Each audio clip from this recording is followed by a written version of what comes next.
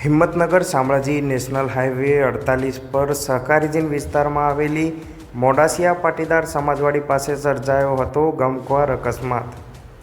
શામળાજી તરફથી આવતી બેફામ કારે 4 પલટી મારી જતા સર્જ્યો હતો અકસ્માતમાં ડિવાઈડરના પતરાથી કપાઈ જતા 2 લોકોના ઘટના સ્થળે કરુણ મોત નીપજ્યા હતા, જ્યારે અન્ય 3 લોકોને ગંભીર રીતે ઘાયલ થતા સિવિલ હોસ્પિટલ ખાતે ખસેડવામાં આવ્યા હતા।